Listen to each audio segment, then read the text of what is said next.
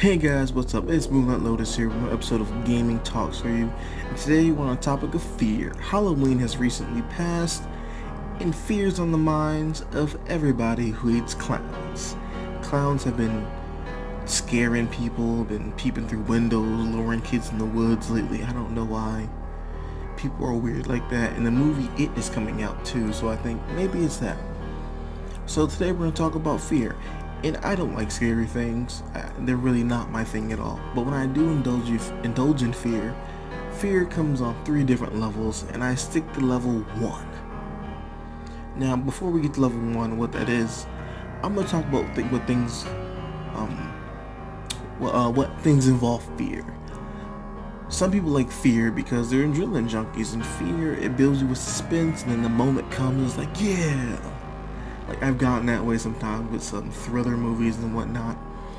And it's also entertainment. TV, books, movies, stuff like that. It's everywhere.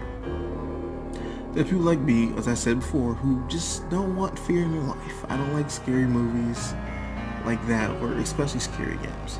Now, level 1 of fear. It's TV. TV and movies. See, movies and TV, they don't really scare me. They may bother me if the monster looks stupid or something, but they don't really scare me. See, there's the ugly monsters and there are scary monsters. If the monster looks ugly, there's just an ugly thing on my TV screen. If it's a scary monster with a good story and plot with it, oh man, I really can't handle it. But when you think about fear, there's always the progression wall. And what the progression wall is, can I progress through this without being scared? And the answer is always yes with TVs and movies. Change the channel, hit the mute button, walk away, get some popcorn. What's a movie without popcorn, right? You can always get away from fear with TV and movies. That's why it's level 1. You can cover your eyes, hide in someone's shoulder, whatever. But if you really want to see something TV, watch Donald Trump on TV. That's a creepy ass guy. Now level 2 relies on your creativity, and that's books and audiobooks. Now, I love reading.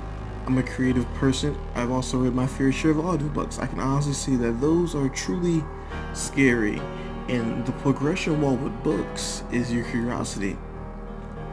You see, if you skip a chapter in a book, you're skipping a whole chapter. If you skip a page, you're skipping a page. You can miss critical information. There could be a plot twist. You don't know that yet. Therefore, you have to read forward. You cannot stop. Now, books, the scary factor for books also rely on your imagination. If you're a creative person like me, it's going to get to you, alright? I like to sometimes dabble in short stories. I like to make little things out of duct tape. Like when I was a kid, I made a bunch of stuff out of duct tape. It was like the coolest thing ever. I loved Yu-Gi-Oh monsters, little details on them and stuff like that. And if you're an imaginative person, it's gonna get to you. Maybe when you go to sleep at night, think about what you're seeing is gonna affect you. That's why some people won't read a scary book before they go to bed, because with a book you have to imagine the characters.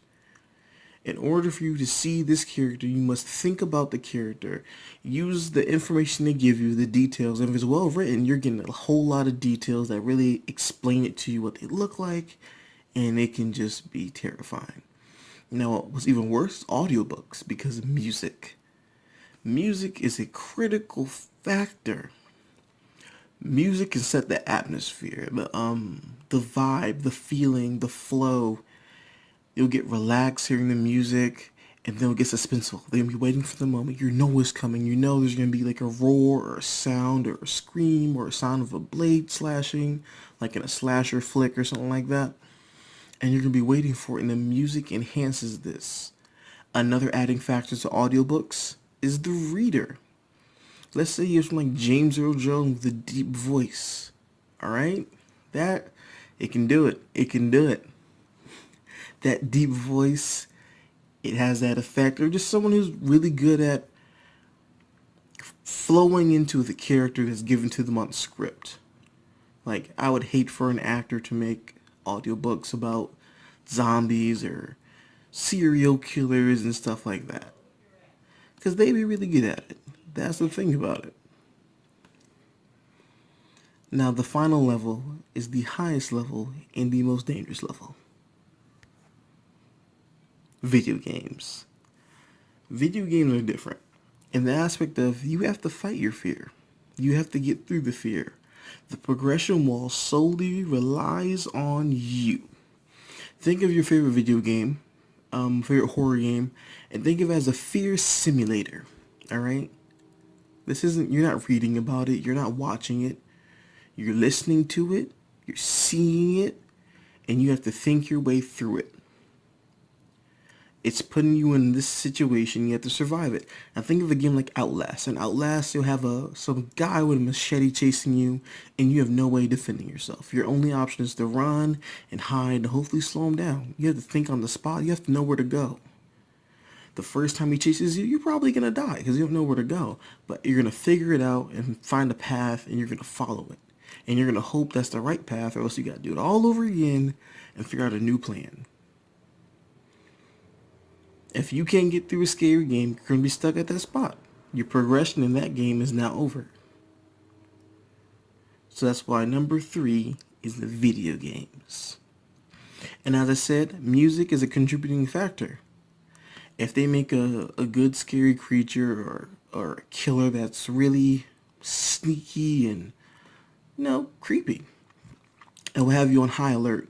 Like, think about when you're in a game and you're crouching down, going room to room, being careful, looking behind your back, looking for any sound, like a creaking sound or a growl or a grunt, and then all of a sudden, it just jumps out at you.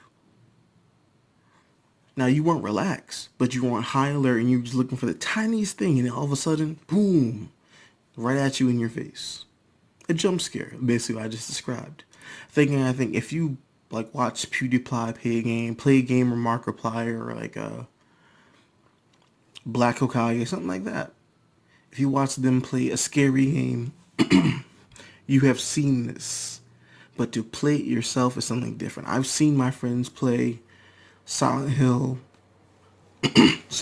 Heavy Rain. But when I played it, after I finished calling him a punk, scaredy cat, I was moving through it so slow because games are scary. They are fear simulators when they're surrounded by fear. I think a real scary game is a game that doesn't have fear in it. Like, it doesn't have like a haunted house, or you didn't think it did until you find out, like, oh no, now I gotta get through this haunted house. Recently I was playing Masquerade Vampires, and one of the earlier missions is go to a haunted house and stop a ghost, and this ghost is throwing stuff at me randomly, starting fires. I'm over here all extra nervous, like, what is this? What's going on? And as I said, through that situation, I had to fight the fear. I had to go through it. I was nervous the whole entire time. Now, of course, in any situation like this, once you do it the first time, the fear is gone. It's a one and done type thing. But still, you always remember the first experience, like, man, I hated this part because XYZ jumped out, or I hated this part because all of a sudden, like, this music played and it threw me off and I was expecting something. Stuff like that. So these have been the 3 levels of fear. And now it's time for the daily question. Which of the 3 do you find the most scary? For me, it goes TV, books, and video games.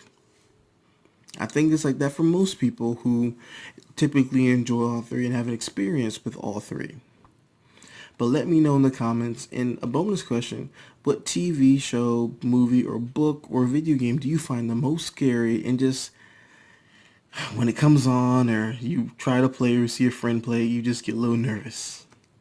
This is MoonLightLotus here, over and out. I hope you guys enjoyed. It's the MoonLightLotus Show. Subscribe below. Leave a comment if you enjoyed. The show is coming to a close. It's the MoonLightLotus Show.